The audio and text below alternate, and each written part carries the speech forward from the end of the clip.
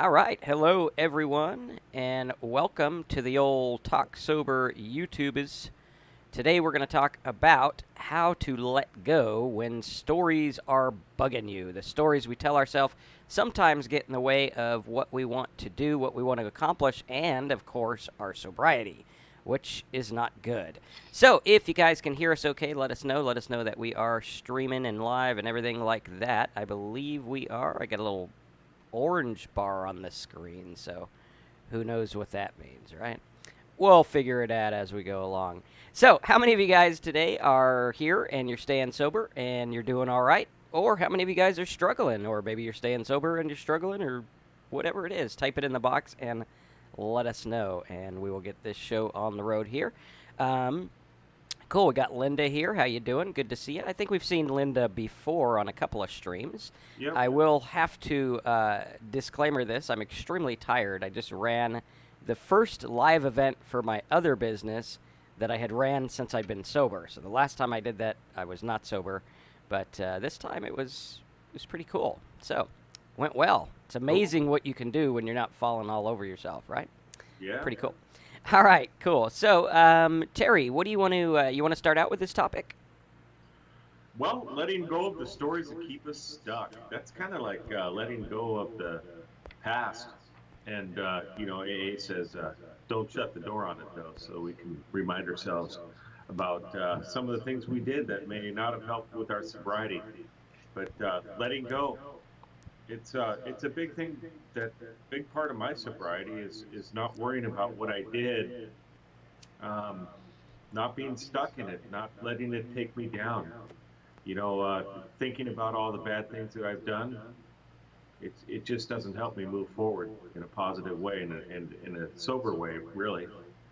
And lots of people here. Good to see y'all. But yeah, that's really what being sober and staying positive is all about for me. It's just being able to let go, concentrate on positive things, being grateful for what I got moving forward, and that seems to help me in my sobriety. Absolutely, and I think that's really key because a lot of people tell us, get over it, let it go, and it's not that easy. Like I remember people used to tell me when I drank, "Oh, just just put it down, and just Right. put it down, buddy." And I'm like, yeah, I get that in theory, like put the drink down and I won't pick it up again. But it's almost as if our mind is hijacked, and we talk about this a lot, where we're like, okay, our mind is hijacked, and part of me going back to alcohol isn't really a conscious decision. So if I'm not like PhD psychology guy and I don't know how to get into my subconscious mind, and I'm just like an average person like I was, and I even read psychology books and I still didn't get how to go in there and be like, okay, how is this taking over? What's going on? And I think what a lot of people here will find and have found, because we got Ty, who's at 58 days sober, Baby Jinx, who's at 7 weeks sober, Megan, who's been here a long time, 73 days sober, Right. and we have these things, and it's like, okay, what's the difference? Well, the difference is you're consciously doing something to push out those thoughts. So those thoughts are still going to be there. The stories are still going to be there. And what I look at it like is like water. Here in Florida, it rains a lot, and it pours rain on the ground like inches at a time. Not like California where it's like a little sprinkle, right? Here in Florida, it pours, and you'll get just tons of rain. And we live on sand, which makes it really fun when it pours because it rearranges our sand, right? It's like, oh well, we had a grass patch over there, now it's over there, right? And it just moves everything, and you get like little holes and things like that. And what you notice is that the rain comes down hard, and it'll make a groove, and it'll stick in that groove. And even next time when it rains really, really, really hard, it's still going to take that same groove, and it'll make a path. And now I have this path where it dumps all the water over here to my backyard office, which is fine because we're elevated, but, it's not very fun to walk on. But the same thing happens in your mind, where when things happen, when thoughts come in, when stimuli comes into your mind, it's going to go down a groove. And that groove might be a story you tell yourself about drinking, or quitting drinking is hard. Quitting drinking is difficult. I'm not going to be able to do this. I'm weak. This happened to me. No, Marcus. No, Terry. You don't understand. this is what happened. And we wear these stories as a badge of honor, and we carry them as who we are, right? We use these stories to say, this is who I am. And oftentimes it's hard to let go of because other than that, it's kind of scary. Because who is Marcus if Marcus isn't the guy who was bullied, or the guy who was picked on, or the guy who was an alcoholic, or the guy who made the money, or did this? Who is Terry if he's not like the 5-star chef guy, and he's not this guy, and he's not that guy? Who are you if you don't have this? And sometimes it's kind of like, how many of you guys have ever been water skiing? All right, Terry, have you been water skiing? I have tried it a couple of times. Did you ever go outside the wake of the boat? Yeah. Yes. Okay, you know the feeling when you're water skiing behind the boat and you're steady and you're sturdy and you're holding the thing and it's kind of like you're on the road. And then you go over the wake of the boat and all of a sudden it's like, whoa, and you're disoriented and you're like, what is going on here? This feeling is trippy and you don't have any support and you got to kind of, wiggle yourself around to kind of stay steady. That's kind of what it's like when you let go of your stories. You're kind of like in a disoriented state of like, well, who am I then? What is a Marcus? What is the identity, right? And I think a lot of people really cling to their stories because they think that that's what makes them who they are. And I always say to myself, I, as a person, am not the sum of what's been done to me. I'm not what I've done. I'm not the sum of my thoughts. I'm something much more. And I think we all are something much more. And we have to look at that and say, okay, along the way, things got in the way. This person did this. I did that. This happened to me. And we look at life as happening to us. And all these things are happening to us. And we find it difficult to let go of things because we have them, and that's what we've told ourselves is our life. Does that make sense to everyone? Well, it definitely makes sense to me. And, I completely agree with you. And as far as when I was... what I've gone through life, including becoming an alcoholic, has really made me who I am. And who knows what would happen if I did not become an alcoholic. I didn't know how to live through life. And, some of the tools that I use nowadays helps me live a productive life. And it helps me a lot.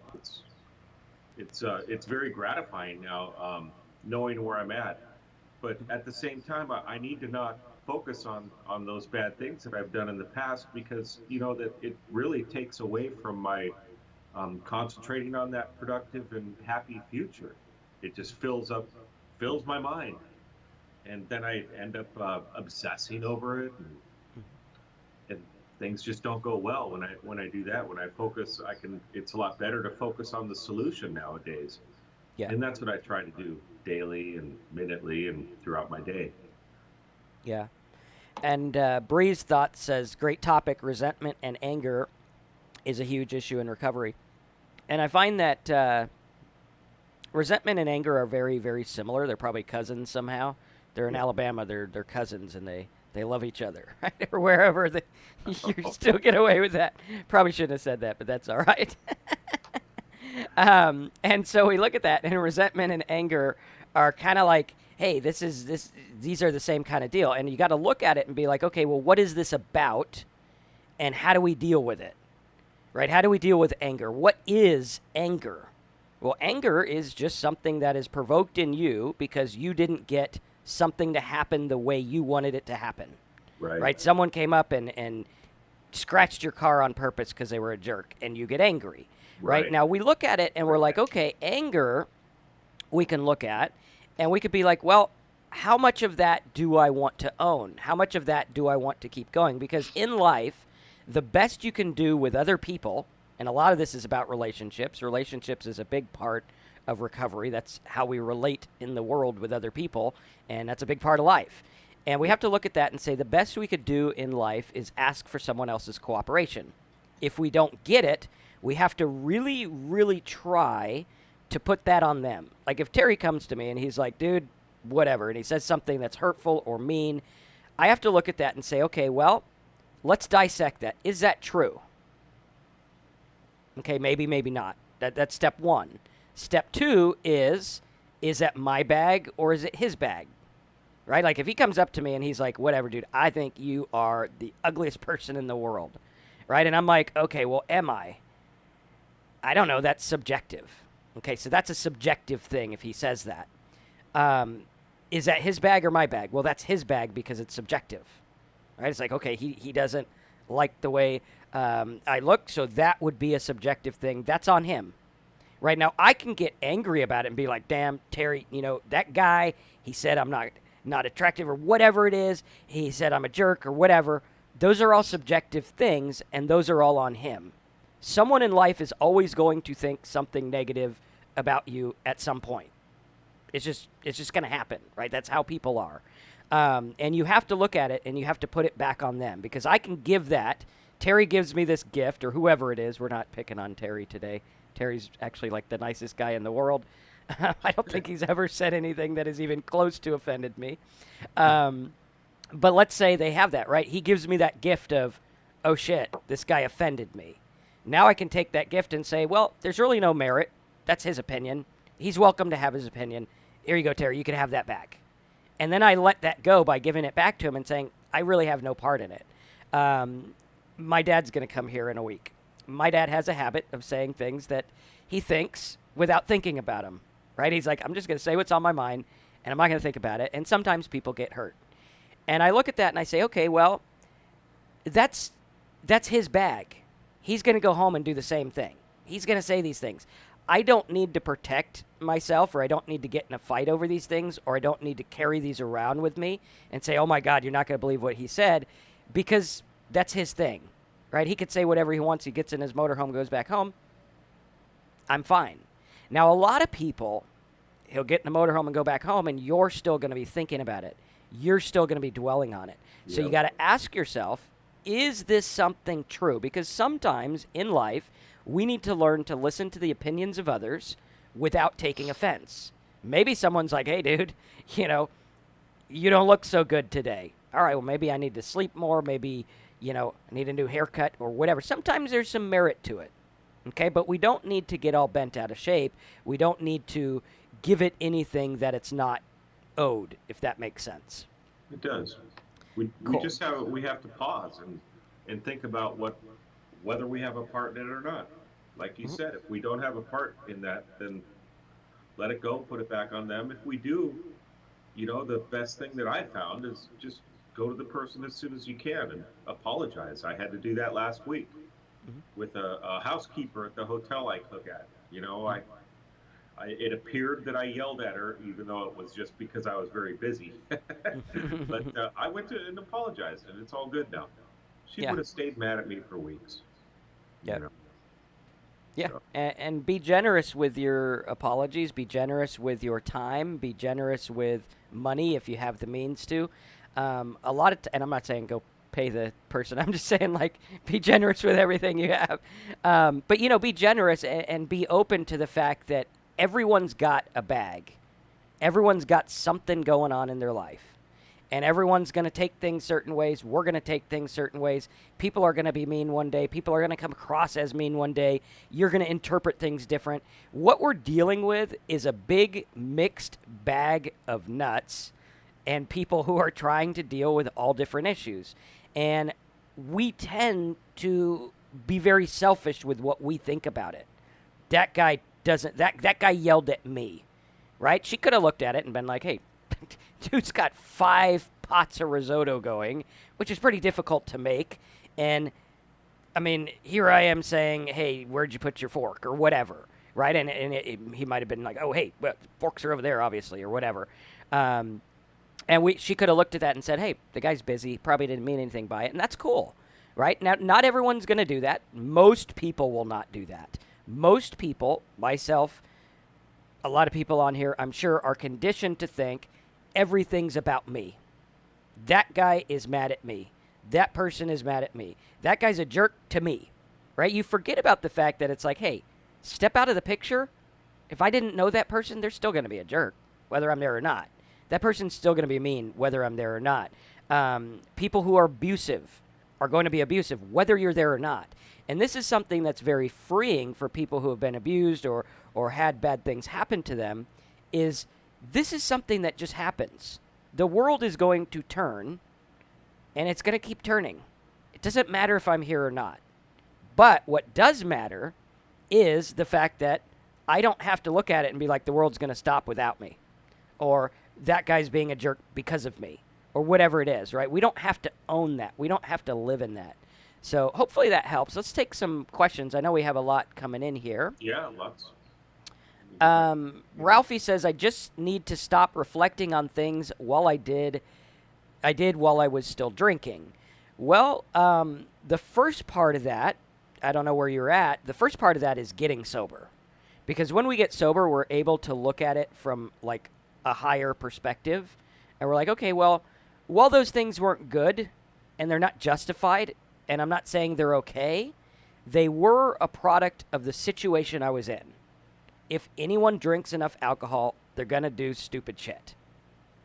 That's what's going to happen. You take, the Pope, give him enough alcohol, he'll pretty much act like you did, right? It's what's going to happen. That's what alcohol does to people. That doesn't excuse, it doesn't make it okay, it doesn't give you a free pass, but it does shed some light on, wow, I might not really be the person that I was when I was drinking. That might not be like the core of who I am. So, kind of interesting. Let's see. Little echo on Terry. Hey, dog. It's a cool dog. Is that, which one is that? That's Hank. Hank. How's it going, Hank? For some reason, he's excited right now. He wants to be part of the show. Well, he's older and he can't see and he can't hear, so he probably didn't realize I was here. He's like, just pet me. That's another thing too. If you're dealing with stuff and you have a pet, just go hug your pet. That's right. Like, they just totally help you with things. I don't know what it is, but there's like the magic pet thing, right? Okay, so yeah, if you want to stop reflecting, do you have any tips on that, Terry? Yeah, it's difficult to stop focusing on the past. I have a friend who's just recently in recovery, and that's the biggest thing he's having trouble with. And he had 17 years sobriety before. He knows the tools. He learned the tools. He's able to use them, but still focusing on all the stuff he did, focusing on the problems that were caused by his alcohol use and alcohol and drug use. And he's still got a little bit of that going on. He does understand that he needs to let go of those things that he did, but he's still got stuff to deal with. The repercussions of what he did, and it's a difficult thing. But moving forward, and it's really simple. The best way to take care of those situations is to stay sober. I mean, it's that simple, and eventually things are going to get better. So maybe some people aren't going to forgive you for what you did, but most people are if you just show that you're sober.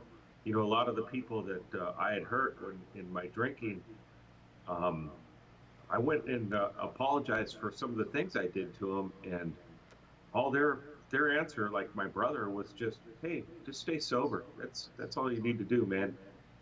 That's it." So Absolutely. that's what worked. That's what seems to work best.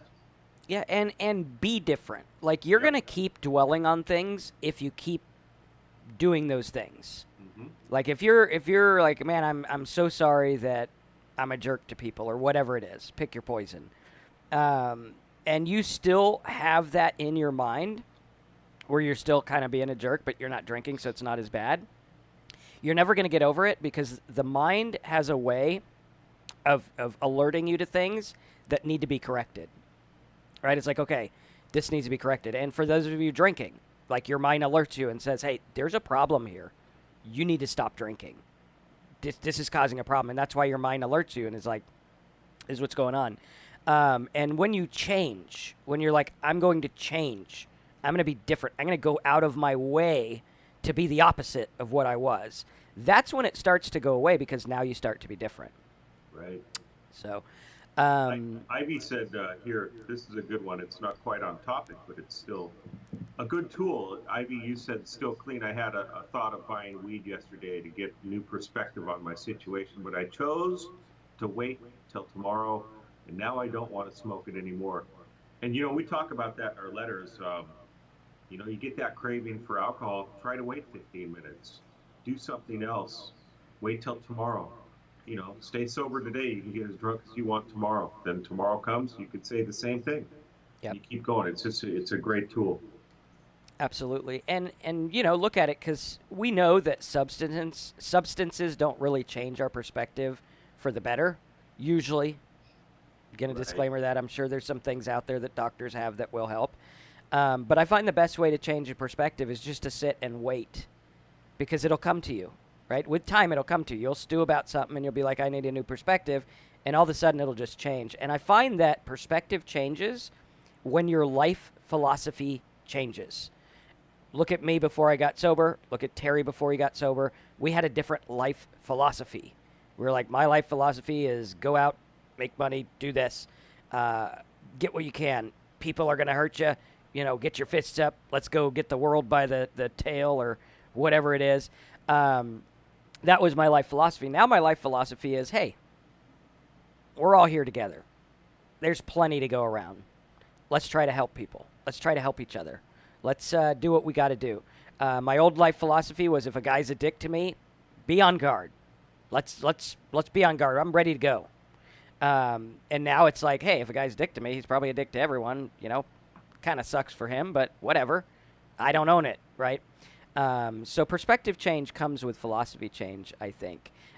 Bree, is Terry's volume better? I did just switch it, so it should be better now. Veronica says, good morning, feeling good, 81 days. Awesome, Veronica. Yep. Great to hear. Congrats on that. Millennium Hope says, play the tape forward, which I think what he means is take the tape of what was done to you and play it forward a year. How is stewing over it, how is hanging on the story really going to help you? Right. Probably not. Let's see. You want to take Breeze? Bree says, Ralphie, everything happens for a reason. Sometimes going through alcoholism helps us to learn things that no amount of self-help books could achieve. And I definitely learned lots in my alcoholism, but I didn't realize I was learning so much when I was in the midst of my alcoholism. I realized that I was learning things after recovery, and yeah, the self-help books. I think some self-help books can help immensely. It just depends on Yep. what you're looking at. But as far as everything happens for a reason, a lot of people believe that, a lot of people don't, and whatever. I just think things happen, Mhm. and are they happening to me, or am I just part of the world and part of life? I think it's more I'm just part of what's going on, and sometimes I'm stuck in the bad things that happen, but they happen a lot less being sober. That's for sure. Yeah, we're not like heaping them on ourselves. Another note to the self-help book: self-help books and knowledge and everything is great, but experience is really what makes people change. Absolutely. The experience of getting sober, the experience of drinking too much and being like, dude, what the hell?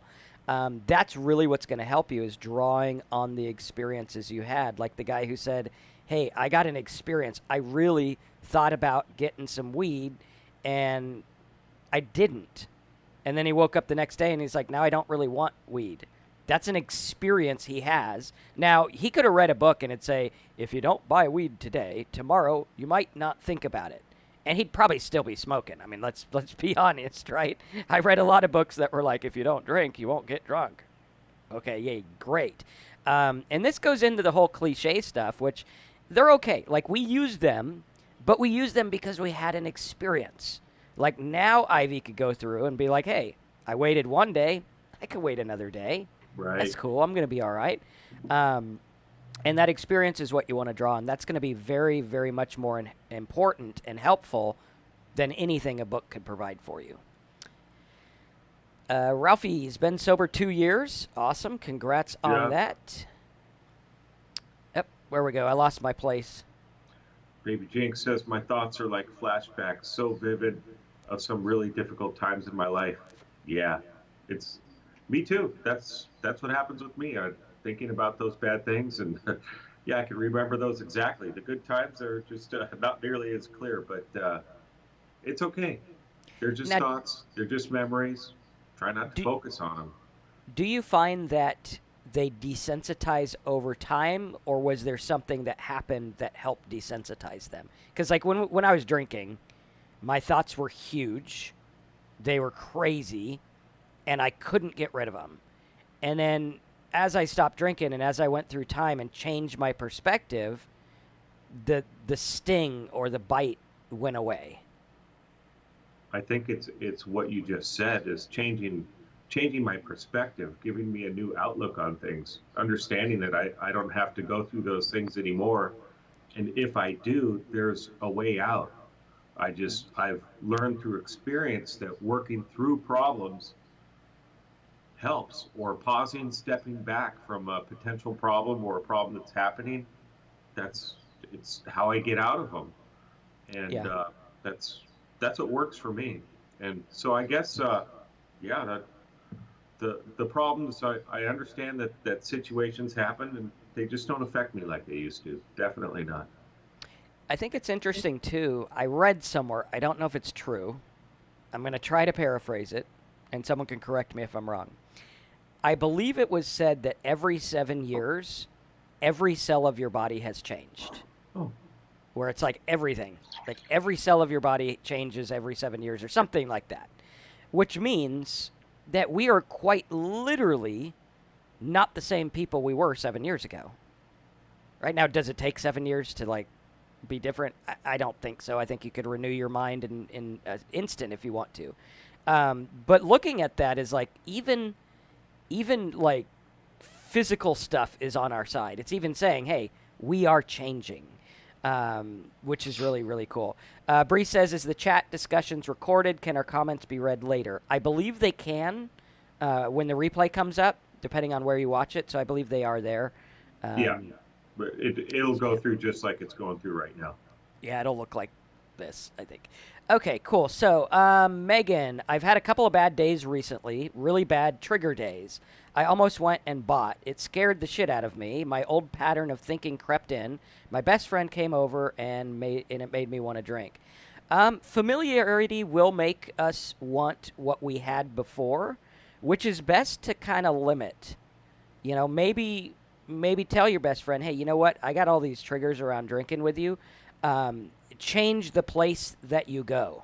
Right. Right? Go to a park with a bunch of kids where it's like, hey, if you got a 40 at the park, you're gonna look like the dude that, something that makes it harder for you to drink. Go to a museum or something, or Disneyland. At Disneyland, you can't drink, but the other parks you can. So go to Disneyland or something like that, to where you change the situation, because your mind will change with what you do, and your friend will be different too.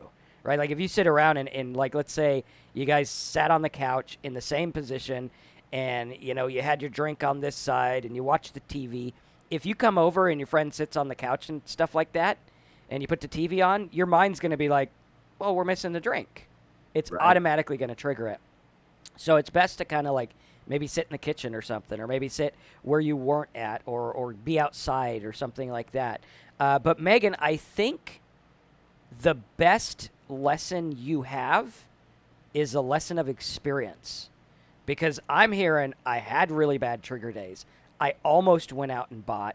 It scared me. And guess what? You came out sober. Yep. That's pretty freaking awesome. That's That's huge. like, whoa. And that's one of the things I tell myself. I don't know if Terry does, but I kind of am like, if I made it through the mental hospital and rehab, I think I could pretty much make it through anything.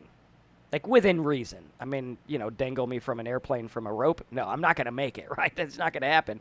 But pretty much anything that's come my way, anything that's happened since I've been sober has not been in comparison with that. So Exactly. Megan's looking at this and it's like, you got it.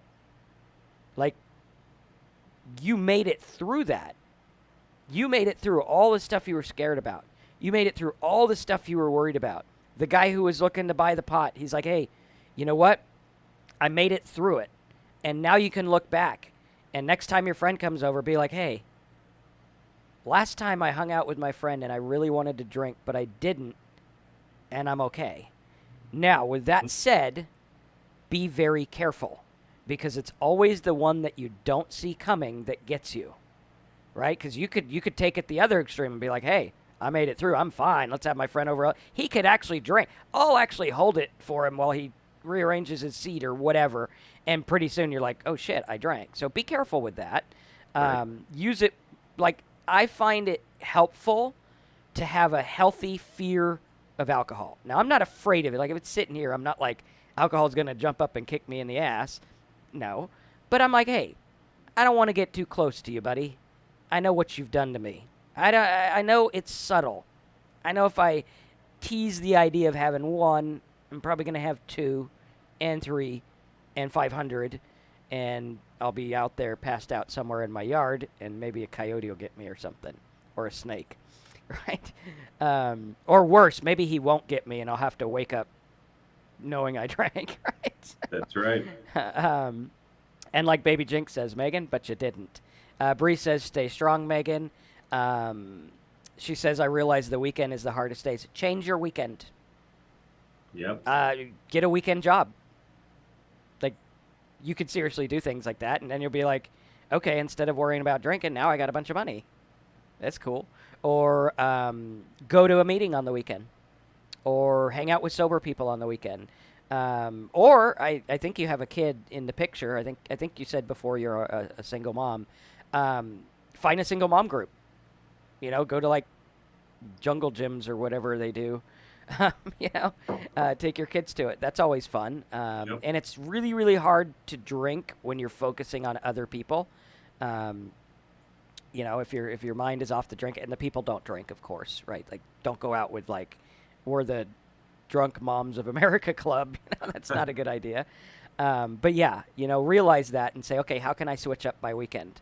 All right, you want to take ICCU?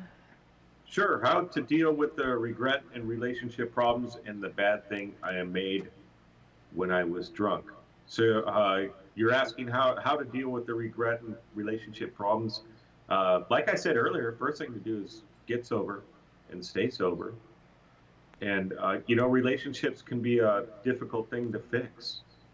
And for me, relationships have taken time is really it. And showing that I'm doing the right thing, showing that I've become a better person, and, going at their pace.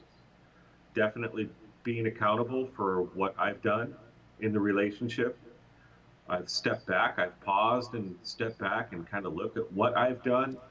And even if like with my ex-wife or the man she ended up with, where, there was parts there that I didn't have a big part in, other than the fact that I was drinking, which is a huge part, but they had their part too. But not focusing on that, just focusing on what I've done in that relationship to destroy, and let them apologize for their part if they want to or not. And if they don't, I got to let it go and just not worry about it. I've done my part to try to heal the relationship, and I have to leave it at that and move forward. And say, what can I really do right now? Like JDV says, very timely, ruminating and guilt are the two things I need to improve on. Well, what I want you guys to do is something that I do that might help. And that is to put your feet flat on the ground. Okay, sit comfortable. Put your feet on the ground. Sit really comfortable.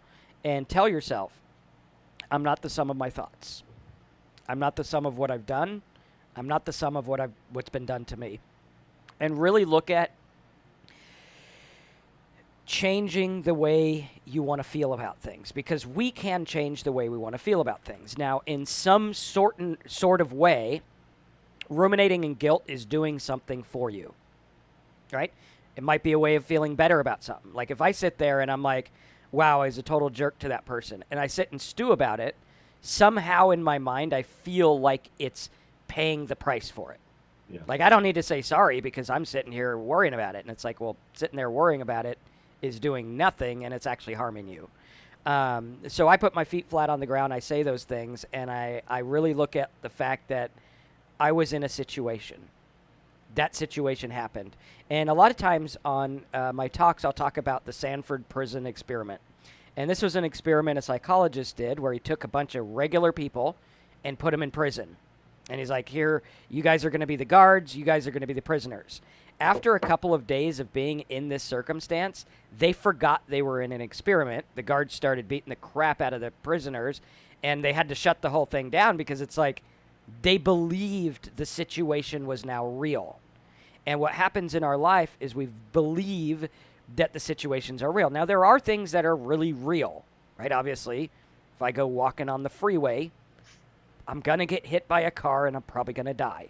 I can't change that. But in our minds, the ruminating and the guilt, we can look at it and be like, this is a product of the situation. I am now out of the situation. And instead of thinking about what you did, think about what you're going to do. What am I going to do to change this? Who am I going to be different? And really flip the script. Flip it over and be like, okay, instead of ruminating, I'm going to do something. Make amends. Go to a meeting. Read some books to be different. Whatever it is that you got to do, which is really cool. Bree says, isn't anger also hurt feelings and hurt pride? A lot. Yeah, sometimes it's not. Sometimes it's just, you just get angry at someone. But a lot of times it is pride. A lot of it, like she says, it's hard to let go of other people's perceptions of me, especially when it differs from my identity. Well, we have to look at that and say other people's perceptions are what they're going to have. And here's the deal. There's 8 billion people on this planet. Some of them are going to think Marcus is a jerk. Some are going to think Marcus smokes too many cigars, which those ones are probably right. Some of them are going to think this. Some of them are going to think that. And it's up to me to say, well, a lot of people are going to think a lot of things. This is what I believe. This is what I try to do. Now, I like to believe that I'm nice, I'm kind, I'm caring, and generous. Is that true? Probably not all the time. Probably sometimes. But if someone comes to me and says, I think you are a total ass and you're only out for yourself, I have to look at that and be like, okay, well, that's not what I'm trying to do. So that might just be their opinion. And that's cool. Let's go talk to 7.9999999 billion people and see what the others think. Because I guarantee not everyone thinks that one thing. But I'll tell you something in life. And you learn this having a YouTube channel. When you have a YouTube channel, I can come on here, and it's a very sad thing. And I read the comments. And there'll be people, I've been sober for a year. Marcus and Terry, your words changed my life. This is the greatest channel in the world. And then there's a guy who's like, you guys are total asses. And my mind will focus on that one comment, not the thousands of people that say they're sober, the one guy who says the one thing. And the squeaky wheel gets the grease, and we need to stop that. And I did learn to stop it. Now I'm like, whatever. That guy's probably watching us drunk. That's cool. And even if he's not, he's entitled to his opinions. That's cool. And focus on the people that do encourage you. Focus on the fact that you're sober. Hey, you know what? You're a low down drunk. Well, I've been sober for a week, and that's what I'm going to try to do. So maybe there's some merit to that, whatever he said. But this is what I'm doing now. Right. So So all right. Baby Jake said, did you already say my anger, hurt, grief, and guilt are all tangled up inside? We did, and she's got another one if you want And to then- take it. Right, From, my family's cut me off, and it's hard to feel valued. And you know, Bree says, Baby Jinx, focus on the healing and your sobriety. They're just afraid of trusting again. It may take time for them to see you sober. And Bree, you pretty much summed it up right there. It's amazing what staying sober and being patient is going to do. It's amazing. You're not going to believe how much people will come around, and if they don't, then you're going to have to move on from that. But more than likely, things are going to turn around when you show some sobriety. and I think we have to look at how society views things, right? Like we look at it's hard to feel valued. Now, my personal life philosophy that I got through sobriety was it took a lot to make this my philosophy, but now that it is, it's like in my blood. It's the way I operate in the world. And my personal philosophy is that every human being has value regardless of who they are. Like you take the guy who's strung out in the San Francisco Tenderloin, who's laying there, who apparently contributes nothing to society. I believe that person has as much personal spiritual value as I do. There is nothing that says Marcus should deserve a better life than that guy. And I truly believe this. I believe that we deserve what the least of us has. So you pick the guy who has the least on earth, the guy who's scrounging for copper to get food. That's what I deserve. Right? Why? Because he didn't choose where to be born. I didn't choose where to be born. So we got to look at it and say, I have value because I was born with that value. And the value is the same value 8 billion other people have. Right? I'm special, just like 8 billion other people. I'm wonderful, just like, and when you look at this, it could either be depressing, like, whatever, I'm just another, little person here. Or you could look at it and be like, wow, I'm another person here. I get to be part of this. I get to see people change. I get to do things. I get to be what I want to be in the world because my value doesn't come from what other people say it is. Like if 5 people come to you and say, hey, we value you because of this, suddenly you feel valuable, right? I'm sure those 5 people are there on the earth somewhere who will say you have value, right? Terry's one, I'm one. Go find 3 more. They're probably in the comments. Choose who you listen to. Choose who you listen to and understand. Like Bree said, they're burnt. They don't know what to do. They're like, man, we try and we try and we want to help you. Is. What's that? Mm-hmm.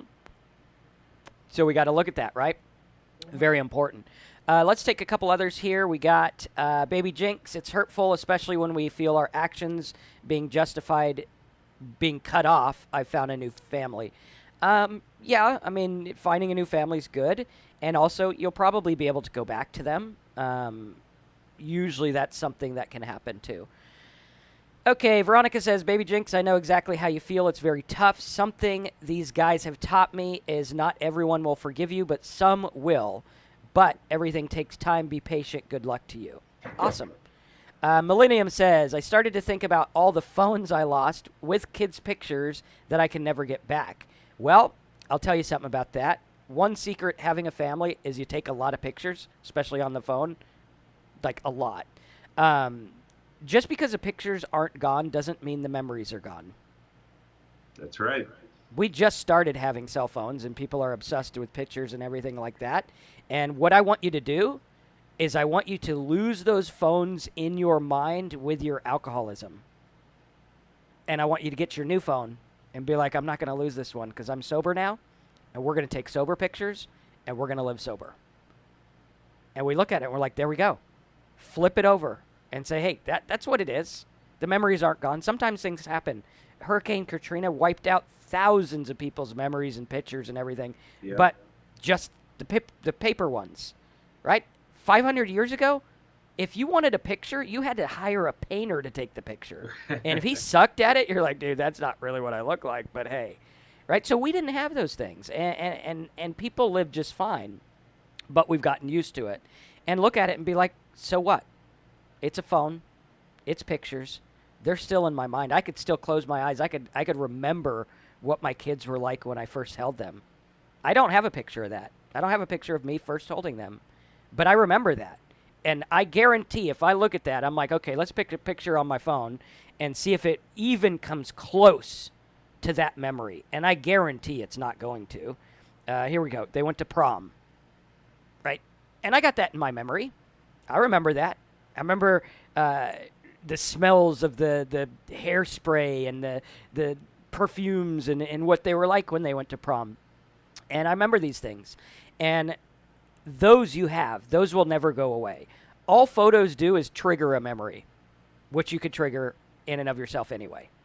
Right? So look at that and be like, it's okay. It is what it is. Might not have all the pictures, but now I have a new life. And that new life is more important than pictures of the old life or whatever it is, if you get what I'm saying. Does that make sense? I feel like I went around a couple of parking cones to get where I wanted to go, but we're here, right? I just recently went through 7 shoe boxes of photos from my previous marriage. My ex-wife, she wanted me to get pictures of her father who just recently passed away, and so I went through them all. And I ended up keeping maybe half a shoebox, and I gave all of the pictures to her. And it's not that I wanted to forget it. It was just that, looking at them, I really thought about the ones I wanted to keep. And, it wasn't that big a deal for Yeah. me. It was just, I still had the memories. We had a good time. And, yeah, it wasn't that big And a deal. and how many times since those pictures were put in boxes did you actually get them out and look at them? Yeah, absolutely never. Yeah, never. Like literally, I know my daughter takes pictures of herself. She's one of the selfie people, and there's like 1,000 pictures of that. And I'm like, man, how many pictures of yourself do you need? And she never Yeah. looks at them. They're just It's there. It's like, wow, it's the that was same pretty thing good. like the iMac that's being stored under my house. I have a ton of pictures on that. Oh, can't get rid of it because I got all those photos on there that I can't get onto a different computer. So I'm going to leave it, not get rid of that. Yeah, Yeah, yeah. Anyways, exactly. moving on. Yeah, Um, well, Bree says all you can do is move forward. It's hard, but regrets can make us use again. And yeah, regrets can make us use again. I used to wonder, how do regrets make us use again? But really, for me, it's a matter of just thinking about those regrets. It takes up all the space in my mind that I could be using to be positive and be happy with what I have and enjoy my sobriety.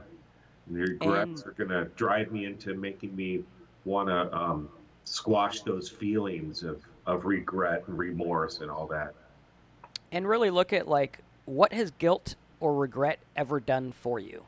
Right. Like it's like a fire alarm, right? And it's a fire alarm, and it's like beep beep beep, be different. And if you're ruminating on it, you're just sitting there listening to the fire alarm. And think about the insanity of it. You're like, here we go. And maybe it's me and I'm smoking by the fire alarm, so it keeps going off. And I'm like, this thing's warning me to be different. Now, if I ruminate on it and I obsess about this fire alarm, I'm not being better. I'm just kind of like going through the motions and having these regrets. And it never does anything for us. What does something for us is being different. Take who you regret, write down the opposite on a piece of paper and carry it in your wallet or your purse or whatever, and look at that and say, when you have those ruminations, look at it and be like, this is who I'm going to be. And I'm going to be that starting now, because it starts in the heart, starts in the mind. It doesn't start out here. It starts in here. And start that, right? Because now you can feel better right now. You don't need alcohol. You don't need drugs. You don't need ruminating on regrets and past. You can feel better right now.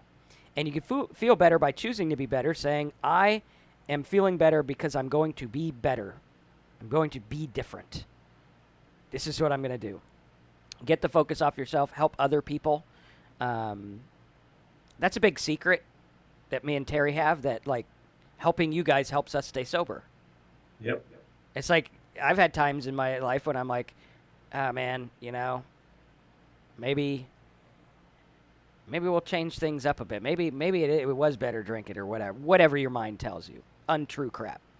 And then I'll come on here and I'll be like, why the fuck would I ever want to drink?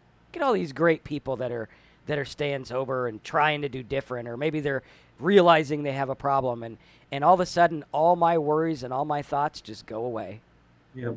because I'm focused on you guys. I can't think about myself when I'm focused on other people. All right, let's see. Where did we leave off? Baby Jinx says, when I feel overwhelmed by everything is when I want to use. Overwhelm is a feeling of lack of control, and it's a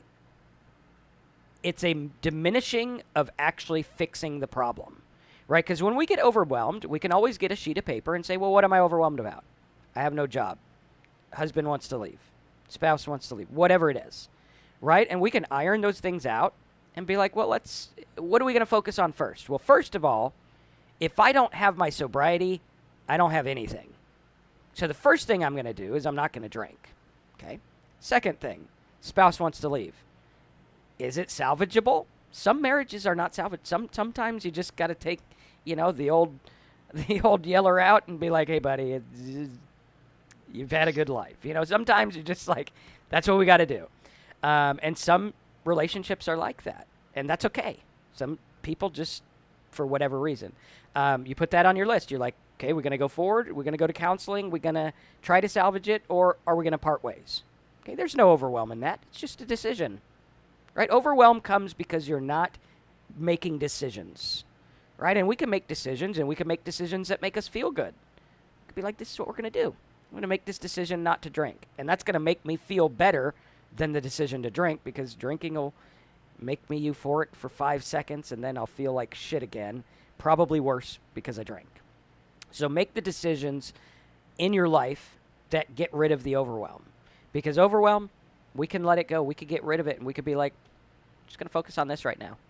I might not be able to make $1 million tomorrow. I could make $20, $50, $100, whatever. Might not be able to patch everything I ruined when I was drinking. But hey, I could go talk to Sally and be like, hey, Sally, I was a dick and I'm sorry. One step. Right. All right, cool. You want to take the next one? Yeah, let's go to Matley. Hey guys, been watching your videos for a while, but first time catching you live. Keep up the good work. 14 months no booze. Awesome. Good job. Matt Lee, is that what it is? Yeah, right on. Cool. Good to see you. Bree's thoughts. Well, before you said, think about things at their worst. Baby Jinx, you are a good person. Never doubt that. I'm not sure I quite understand that. But Bree also said, relapses aren't pretty. Some of us don't make it back, and that is absolutely true. And I see it. Well, I usually don't see it, but I hear about it all the time. I hear friends, people that I've known, and they don't come back. They end up dying. This is a real disease. It's serious stuff. Mm-hmm. And a lot of people go out and they come back and go out and come back, but many don't ever come back. Veronica says, congrats, Matt. Jeff says, thank you. Your videos helped me. Awesome. Glad to hear that. And Brenda, back to day one today. Your talks do help. Well, good job. Back to day one. That's awesome. I was at day one. I think many people here were at day one. And just start from where you are and move forward. Doesn't matter what you did before. Just what matters is you're here now and you're trying to get sober. So, good job. Cool. Let's see. Good morning from Montana. Montana's a pretty cool state. I've been to Wyoming. I think it's like Wyoming. So, I've never been to Montana, though. I don't think. I might have been. I don't remember. Let's see. How to get rid of bad friends who remind you of negative feelings and make fun of you all the time. They pretend to care about you, but they only care about themselves. Those don't sound like friends. So it should be pretty easy to cut them out of your life. Occupy your time with people who value you. That's the key. Occupy your time with people who value you. You can find people everywhere. Those kind of people who go and they're like, they talk about dating. I'm going to use a dating example. And they're like, I just can't seem to meet women. It's like, well, they're everywhere. There's like literally tons of them. I was at my marketing conference. There was like 500 of them that got off buses. And I'm like, if anyone's single, like they just dropped off 5 buses of women, you can meet them. You go up and you say, hello, my name is my name, and you talk to them. Same thing with friends. If you want to make friends, they're everywhere.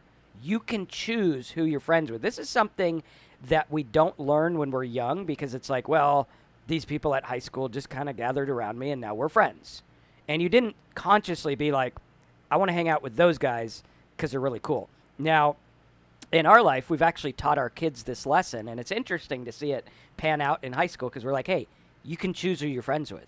You can choose who you talk to. You can choose to teach people how to treat you. If it hurts your feelings that they say bad things about you, be like, dude, stop saying that shit or don't come around anymore because I don't need that in my life, right? You are in charge of what you allow into your circle. You're in charge of who you allow into your circle. And what I would do is I would totally get new friends because chances are those ones probably drinking friends or whatever. Find some non-drinking friends. If you're into church, go to a church. If you're into meetings, go to a meeting. If you're into riding bikes, Terry loves riding bikes. For me, I get on a bike, I feel like I'm going to fall over and die. And that's before I even put the kickstand up, so, you know. But Terry's got all kinds of buddies who ride bikes with him. Some of them drink, some of them don't. But Our I guarantee. Don't have kickstands. There you go. See, I'm still riding like the old BMX bikes. Gotcha. Um, but or the bike at the gym, the air assault bike. That thing is hell. That's like a bad friend. Like this bike, literally, the faster you go, the harder it gets. Of course. And it's insane. And you're just like, what the hell? And like you're going fast, and then it's like, we're just gonna throw you up a hill, and it just gets harder, and you're like, I'm going to die. But at any rate, Terry found good friends biking, and you can do that. Whatever you're into, the internet is a big place. Be careful. Don't go meeting people on the internet and like one on one. But hey, you could find a group who like. I found a group of YouTubers. I go hang out with them, and they all happen to be Mormon, so they drink orange soda. And I'm like, this is great. Get to hang out with people who talk about what I talk about, and they don't even drink, right? So that's cool. Not a fan of orange soda, but whatever. But That's here's an okay. interesting thing about the cycling that I was noticing the other day. Um, I'm kind of with this cycling group, and this group likes to go to bakeries during the ride, and then after the ride, go to a brew pub for lunch. And when we first started this, I was real leery about going to the brew pub afterwards, and but I did. I've got a few years of sobriety, so I'm okay going to a brewery and ordering a soda and all that. They'd all be drinking beer, and nobody ever asked me, why are you not drinking beer? They don't care. But as time's gone on, it's like only a couple of the people order beer now. They all kind of like my idea of these are people that don't have alcohol problems, and they kind of see me not drinking, and they want to stay ready to take care of the rest of their day too, rather than finish a bike ride, drink a beer, and go home and go to sleep. So it's kind of interesting how those things work.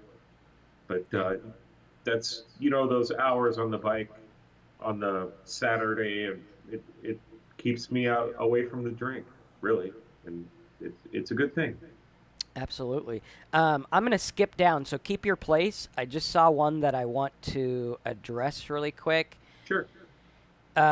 Megan said, "Thank you very much, Marcus and Terry. I actually sit and take notes while I watch this." And she says, "I'm a dork." That's cool. I am too.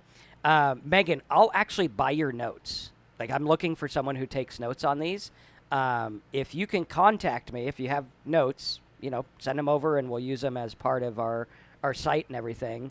So if you're interested in that, contact me because I would love to have someone who's been on a while, who takes notes, who is actually sober and doing this stuff, because I think your notes are going to be very more valuable than someone I just hire. So if you're interested in a way to make extra money, we'll buy your notes. All right.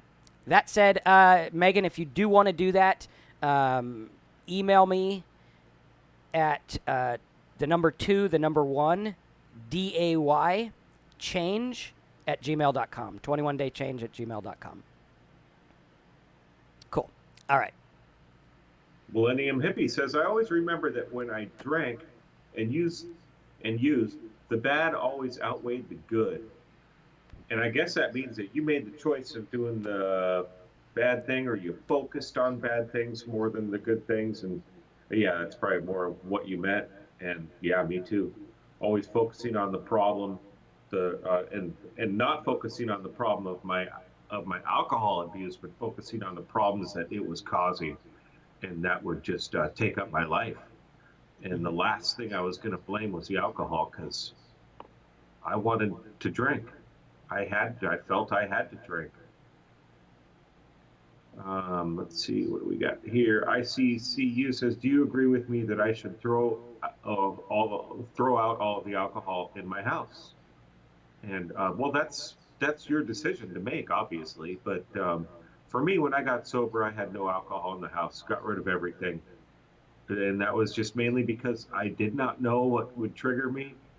I did not have tools I could work with. So yeah, I got rid of everything, and I didn't go to liquor stores to get gum or a lottery ticket. I didn't go down the alcohol aisle at Safeway, and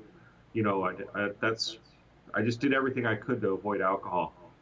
But nowadays, my wife drinks, and she drinks like a half a glass of wine a couple nights a week, and so we usually have a bottle of wine in the house, and I'm fine with it. I don't leave it sitting out on the counter, but it's okay. So really, it's whatever you think. If you're in early sobriety, yeah, I'd probably get rid of it. Cool. Millennium Hippie. Start living healthy. I started to eat right and exercise. I've lost 30 pounds and feel great. Self-esteem is up. Hey, Millennium Hippie, me too. I Awesome. started exercising and I lost, yeah, more than that. But yeah, exercise helps a lot. One thing I will say too, with a lot of this stuff, we need to be careful of our bodies and what we need. I learned this.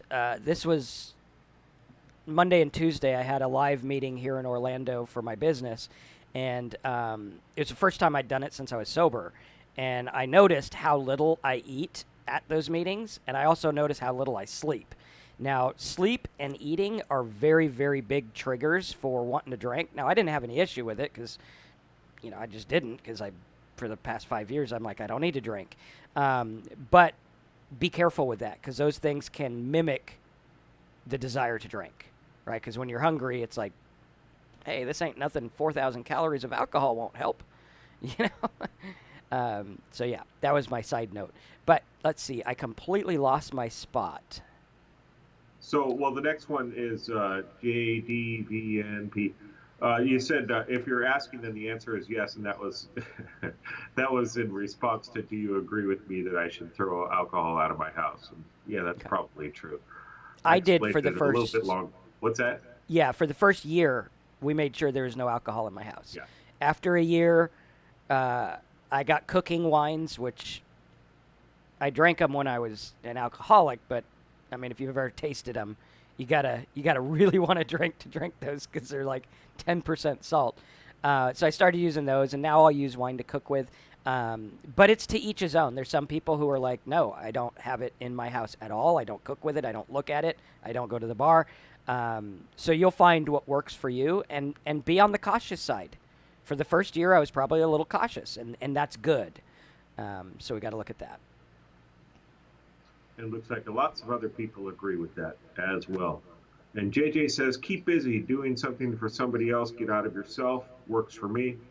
And JJ, that works for a lot of people, including me. Helping other Um, people. It's one of the three main things that AA tells us to do. And service. a lot of Yes. people are actually asking about connecting on Facebook. And let me get a link because I have a link to our Facebook. We actually have a Facebook group for Talk Sober. So let me put that in here. Cool. It should show up. I think I'm allowed to put links. Yeah, there you go. So that should show up, and it'll pull up. Like if you're not logged in, it'll ask you to log in, and then what it'll do it'll ask you to join. So let me see if I can show you what it looks like. You can actually join our Talk Sober Facebook group. It looks like this, and then just click join, and I'll say yeah. We'll approve you obviously because we approve everyone that doesn't look like a spammer or something like that. Not that they look like one, but you could usually tell. And it looks like a lot of you guys are requesting it now. So yeah, you can go in there. We post videos. My assistant also puts like little things. We're gonna start where we put quote posts and stuff. So you'll get all kinds of stuff in there. Definitely join the Facebook group at that link, and then you'll be able to connect with each other as well. Right on. Cool. I'm Tabe. I don't think you can blame alcohol for all your problems, but if you have a special tendency, then it will certainly make it worse for you. Absolutely. I would agree with that. THC Gamer, don't recreate situations with old drinking buddies, at least for a long while. They don't care about your life and recovery, just your company and change people, places, and things. My number one rule. Yeah, I don't hang out with well, I do hang out with some of my old drinking buddies, but it's not in a drinking situation. And they understand that I don't drink. So that's, yeah, a different situation. I think we kind of talked about that a little bit earlier is, yeah, don't do the same things with those same people. And it's going to be a lot easier to stay sober. And Exactly. THC, 18 days sober. Good job, man. Got your cast off. We've been following you with with your ankle or foot. I forgot which one it was, but It good might have job. been leg, which Or that's the leg. bad Okay. ones. That's Well, welcome back. Good to see you. and for our note taker, let's see, Megan, you can also join the Facebook group and you can contact me on there as well. And if anyone takes notes and you are interested in that, definitely something we're interested in. So I think that'll be good. I see you. Let's see, you got a couple here. It looks like alcohol affects your central nervous system. If somebody drinks heavily, daily basis for a long period of time, chances are you will experience some kind of withdrawal symptom. The older you get, the worse your withdrawals will become. When you take the alcohol away, your brain starts to go bonkers, and that's why people go into seizures. Your nervous system is in a super hyper excited state. And yes, absolutely. I don't know about the getting older if I'm not sure if that's a factor or not. The older you are, the more severe. But I'm not a doctor, so I do know that alcohol withdrawal syndrome is a dangerous thing and it can kill you. And if you're experiencing any of the symptoms, absolutely go see a doctor. Even if you're not and you've just recently quit, you should still see a doctor so that they can make sure that things are safe. Going through Absolutely. withdrawal almost killed me, so it happens. It does kill people. Yes, very much, and definitely get the help even if you're worried about it, because I mean the doctors, they know, they go to school, and I'm glad they do. If you're worried about the financial aspect of it, just go there anyway. They will work out a plan with you. 9 times out of 10, it's a plan that'll work for everyone. Just go do what you got to do. Get good. Get taken care of. Awesome. Any other pressing ones that are going through? Chris Lord, he's on day 6. That's cool. Did you see his? I don't think it's a question. I think it's just. I'm not there yet. Okay. Amanda, good job. Good to see you. First time, 6 years. Let's see. Let me go through these now. Cool. And we have a lot Sorry. of people joining our Facebook group right now. That's why I'm over Cool. on the other screen. So we're gonna beef that up. There's not a whole lot in there now, but we're definitely gonna beef that up for you guys. Get you guys some good stuff. And it's good because you can connect on a daily basis and stuff like that. And you can talk to each other. Put a question. Right. Like Baby says, free group therapy. Pretty much, to some extent. Amanda, what you are talking about, like you say here, I struggled with feeling valued because of things people have said to me in the past. The negative words are hard to get rid of sometimes. Coming here and watching our webinars here and talking to other sober alcoholics, we've all been through that. And we all have that trouble of feeling valued and self-esteem, and maybe going to meetings. You're going to find a lot of people that are going to that are or were in the same situation, and they figured out a way to at least make it a little less painful. Yep. Cool. Right on, everybody. Let's see. Sachin says something about an anxiety thing. Pain in the left side occasionally after stopping drinking. That's probably liver, wouldn't it be? Huh. Well, that's where the liver's located, but I would have Okay. no I idea. had to check with you because I'm like, I don't know. My liver might be up in my head somewhere. I did not pay attention in that class. But yeah, I would go, and what I would do, this is what I would do for everyone who's been drinking for a long time. I would go to a doctor. I would tell him what's going on, and I would have him order a full blood panel. What that'll do is it'll get your liver enzymes and stuff like that. Now, if you're dealing with IV drugs, maybe talk to them about it because I don't know if that's a trigger for you. I mean, I know if I went to the doctor and he was like, "Hey, we're gonna do the test with a bunch of beer," it'd probably be a trigger for me. So just tell them about that, and be aware of your triggers. But I would definitely, for Recipher, if you're having a pain, go to the doctor about it.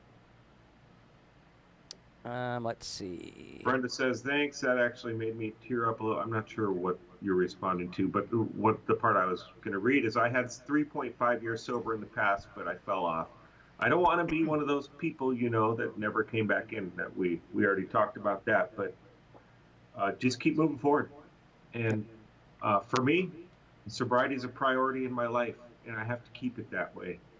It just takes that one drink before I'll start again. And yeah, the other week I heard of somebody that had 30 years and they started drinking again, and they're right back to where they were. So yeah, it's something that we have to keep in mind. It's And not that much work. It's just and and the cool thing is Brenda, you're back in.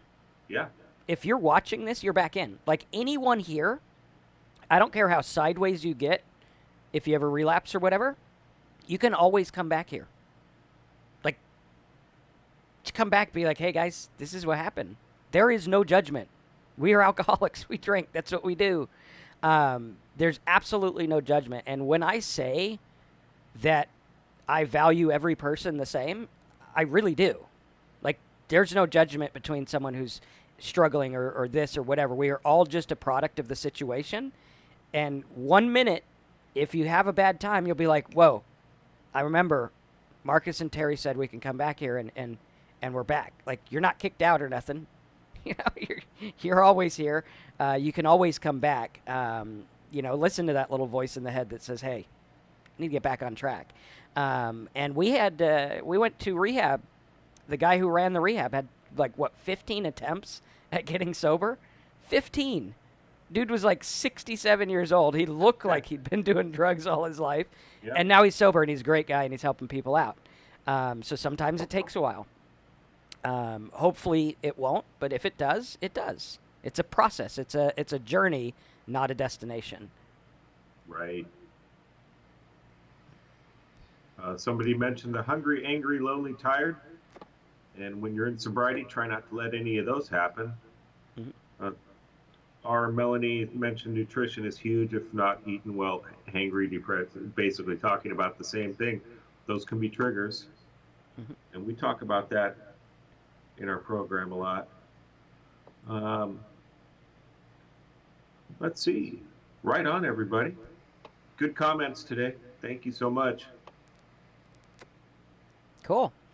All right, I don't think there's any pressing ones. If you guys have any pressing comments, let me know.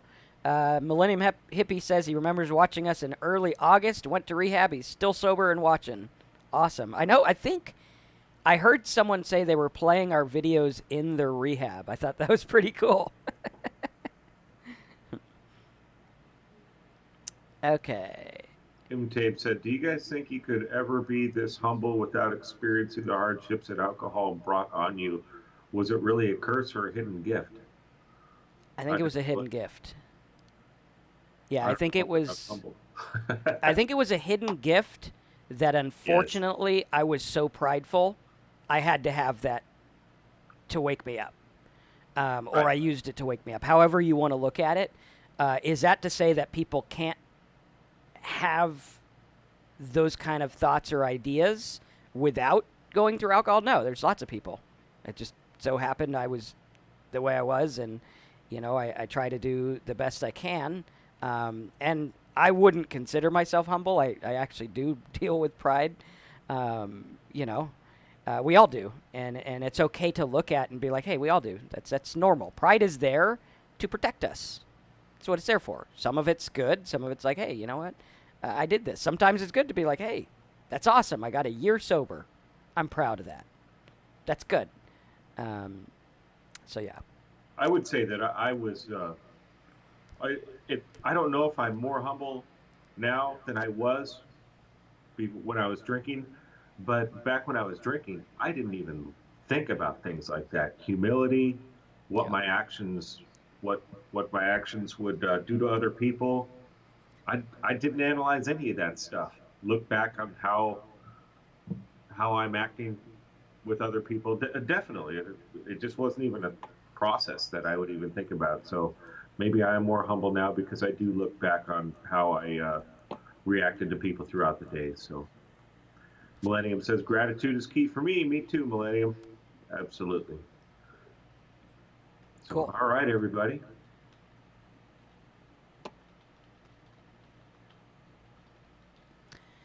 All right. I think we're good to go. I am Excellent. exhausted, but I'm doing good. I'm happy. Take a nap. Gonna go get me some Thai food. I did. I slept like long last night, so that was Oh, okay, good. very needed. You know what's really cool is being able, because like at the meeting, everyone wanted to stay up late. And we actually did this thing where I was like, "Hey, if you guys don't want your deposit back for showing up, I have an employee who's struggling," and they all donated to her, and she was like ecstatic about it. I thought that was cool. But the That's cool awesome. thing is because we did that, I ended up hanging out with everyone after the meeting because that was the promise. And we were hanging out till like 3 o'clock, not drinking, which was cool because I remember what it felt like drinking and being up till 3, and then waking up the next day to do another meeting. It was hell. And now I'm like, yeah, I just wake up. I'm a little tired. Drove home. Like, that's cool. So cool. It changes your life. Sobriety is a new life. 100%. Okay. Kidney, spleen, and pancreas are on the left side. Guess I was wrong. Yeah, me There you too. go. I'm not a doctor. No. I'm one of those who goes to the doctor probably too much because I'm like, hey, what's this? I got a pain over here. So, but I still haven't learned where my liver is. So, what cigar? These are cigars I get from Little Havana. They're called, what are they called? Rodriguez. Yeah, this guy up here gets them from Little Havana. My favorite. I can't switch to anything else. I try, but I like these. So, awesome, guys. We will see you next week. I think next week we have our guest, Caitlin. I think she's going to be coming on. We'll have a good topic for you. I think we are going to dealing with getting over difficult people and difficult situations, like people who have had terrible things happen to them. How do we deal with that? How do we rationalize it? So, cool. Stay sober. If you need anything, hop over to the Facebook group. I'll put that link in again. Love to see you guys all in there. That will be awesome. Let's see if I still have it copied. That's not it. All right, 1 second. I'll get that link again. All right, so you can all join that Facebook group, communicate with us. I'm not on there all the time, but my assistant is on there quite a bit posting things. If you do need us, if you do message me, remember that it's always on. So if I don't get back to you right away, it's not personal. It's just I'm not here. Same with my Skype. Like, people are like, dude, I Skyped you like 5 times. I'm like, dude, I'm not there. But we will be there to try to help as much as possible. I believe you're in there too, aren't you, Terry? Yeah. Yeah, so Terry's in there, and cool. Let's stay sober. Have a good Easter. I think I'm going to cook some fillets. Right Made on. some the other day that was good. All right, guys. Thanks for being here. We'll see you next week. Stay sober. Thank you, everybody.